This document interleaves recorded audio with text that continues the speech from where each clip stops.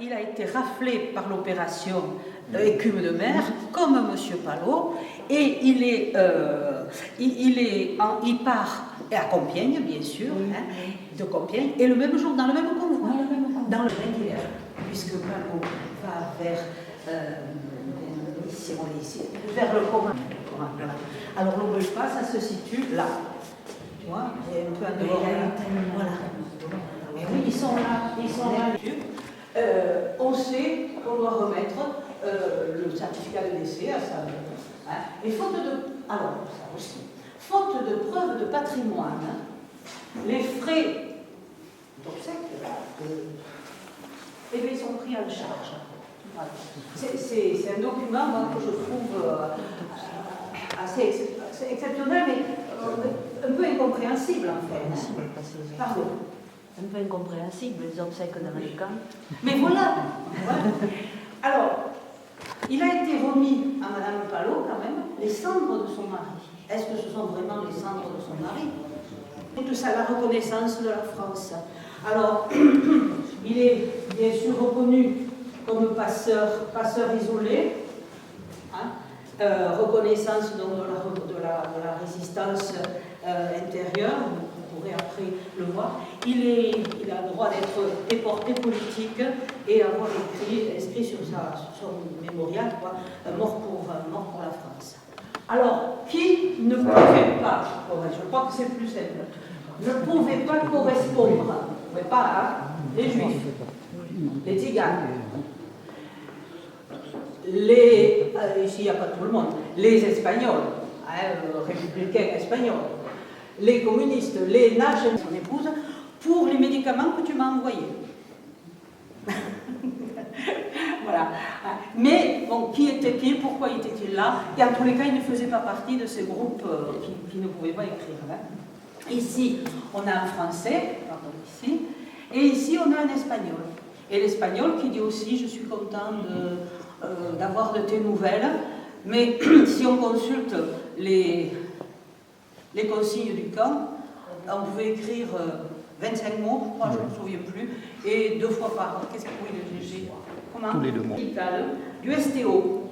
Et ils vont en faire, vous savez qu'autrefois c'était une fête quand on passait la conscription, là, voilà. Ils vont en faire quelque chose qui y ressemble.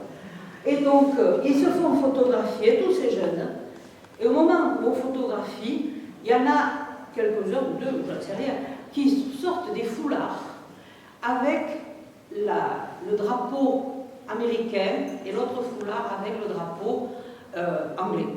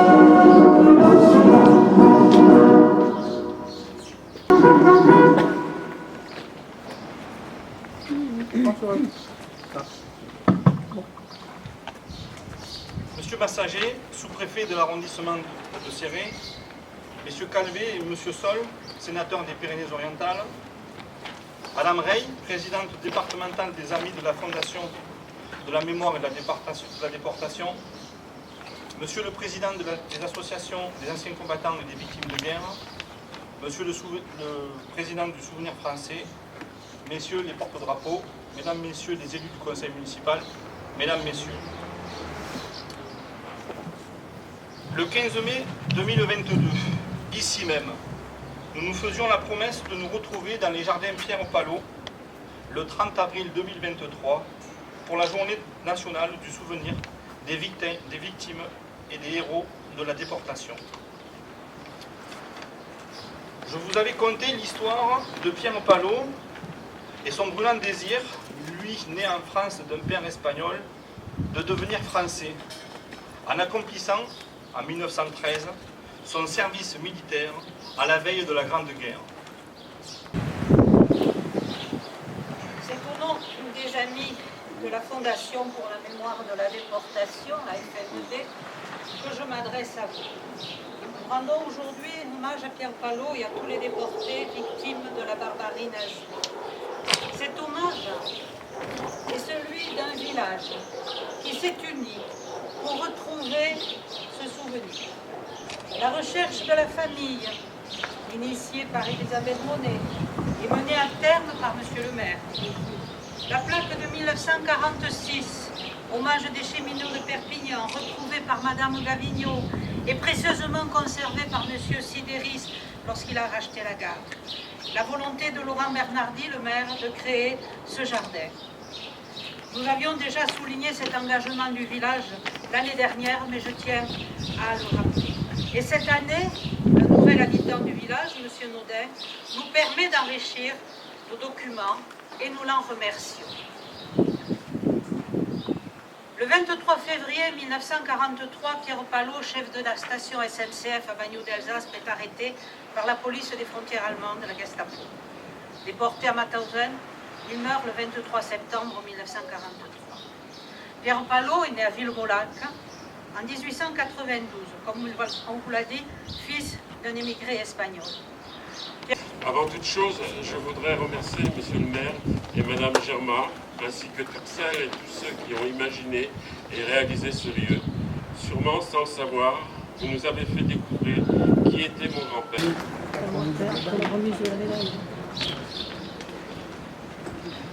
Le souvenir de Pierre-Palot a été évoqué parfaitement bien avant moi par tous les orateurs.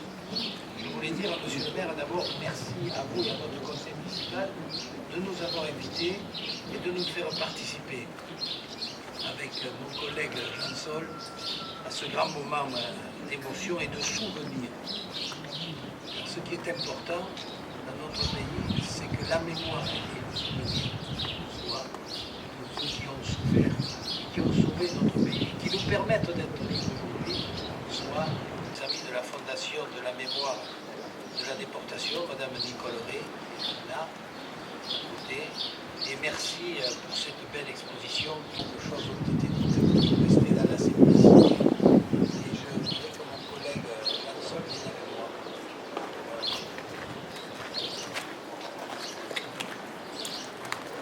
Alors, nous avons pensé demander au président du Sénat s'il était possible, à l'occasion de cette manifestation, de remettre continuer à se prolonger et donc de chaque journée avec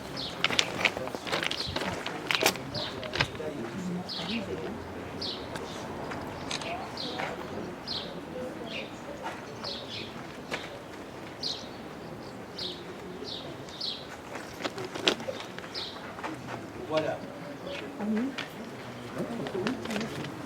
C'est bon? Oui, oui.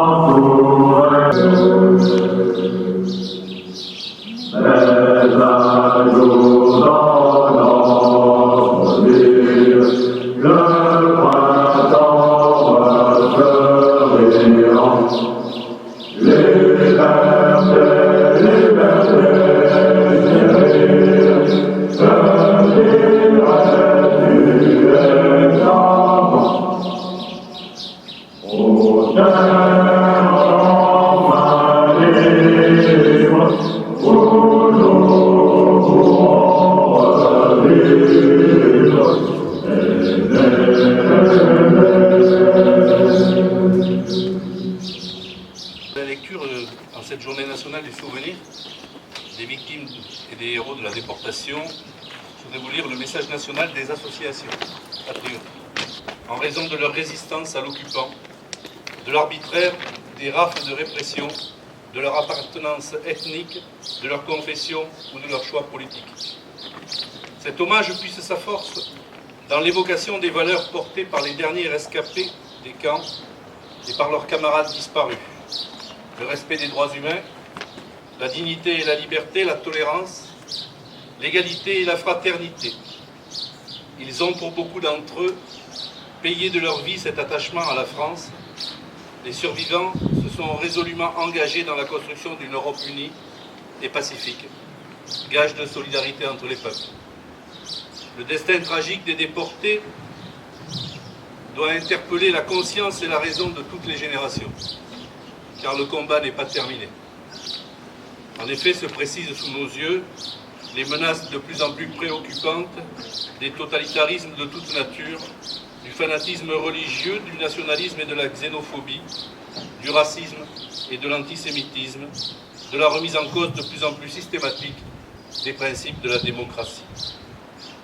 L'actualité nous le rappelle cruellement, les forces destructrices des dictatures s'attaquent à la souveraineté et à la liberté des peuples dans le monde. Sur notre continent, le martyre actuel du peuple ukrainien, dont le patriotisme et la résistance héroïque à l'agresseur forcent le respect, doit nous inciter à faire preuve d'une vigilance accrue. Tous les efforts doivent tendre à l'instauration d'une paix juste et durable pour tous les peuples, comme l'avaient espéré les déportés à leur libération. Les hommes et les femmes qui, dans les camps de la mort, ont fait de la dignité et de la solidarité un combat quotidien pour survivre à un système organisé de négation de la personne humaine, nous montrent par leur exemple la voie à suivre, celle de la résistance et du combat permanent pour la liberté. Ce message a été rédigé conjointement par la Fédération nationale des déportés internés, résistants et patriotes, la Fondation pour la mémoire de la déportation et les associations de mémoire des camps nazis, l'Union nationale des associations des déportés et internés, de la résistance et des familles. Mesdames, Messieurs, si vous le permettez, je voudrais rajouter quelques mots à titre personnel. Ce qui nous rassemble aujourd'hui, au-delà de cette commémoration, c'est notre volonté collective de faire vivre la mémoire. Et je voudrais d'abord en remercier Monsieur le maire et son conseil municipal. Je voudrais remercier également les sénateurs présents pour ce geste symbolique et important. Saluer bien entendu la famille de Pierre Palot, mais vous dire collectivement combien je crois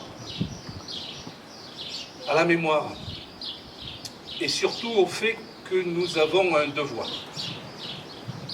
de mémoire, celui de transmettre aux jeunes générations le flambeau de la mémoire.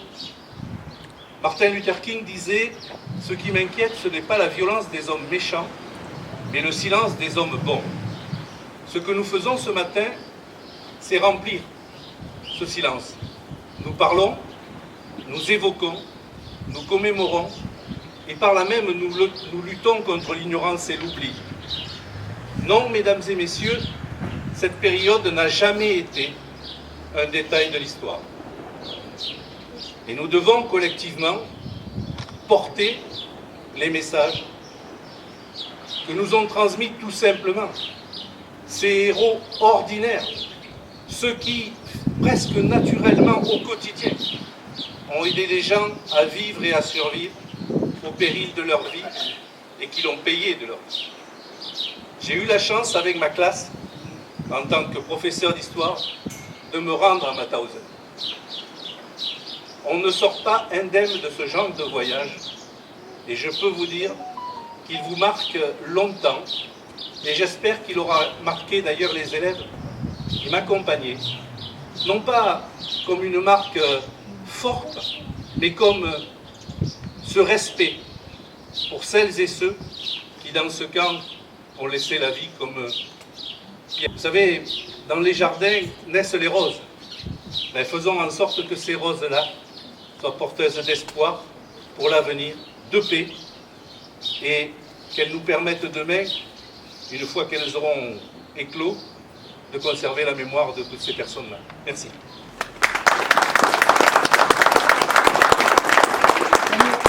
Vouloir des corbeaux sur nos plaines.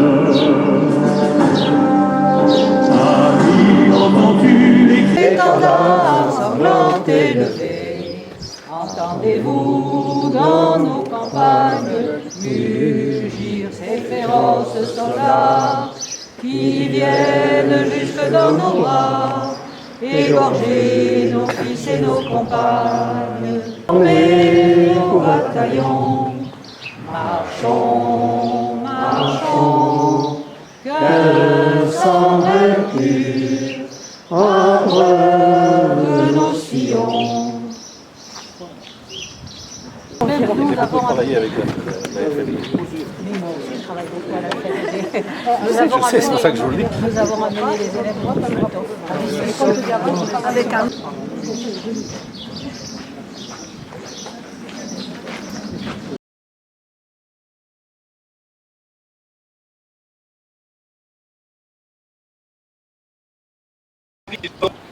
Nous évoquons, nous commémorons, et par là même nous luttons contre l'ignorance et l'oubli.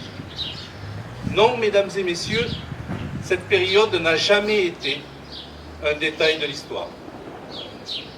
Et nous devons collectivement porter les messages que nous ont transmis tout simplement ces héros ordinaires, ceux qui, presque naturellement au quotidien, ont aidé des gens à vivre et à survivre au péril de leur vie et qui l'ont payé de leur vie.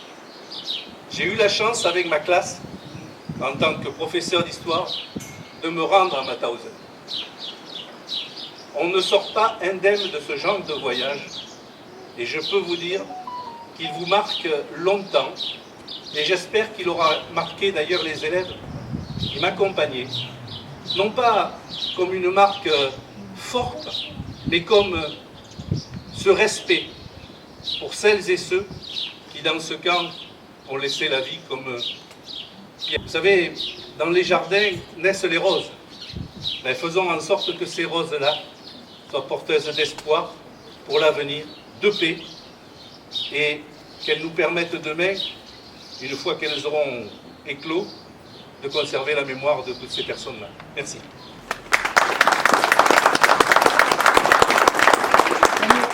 Vouloir des corbeaux sur nos plaines.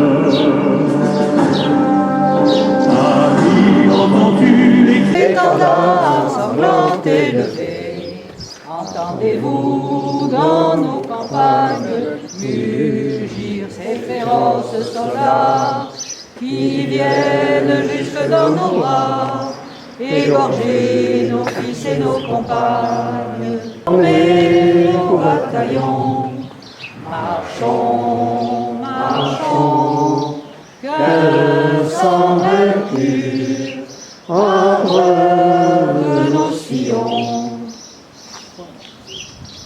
Nous avons travaillé avec la FND. Mais moi aussi, je travaille beaucoup à la FND.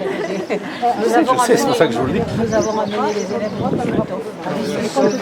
avec un...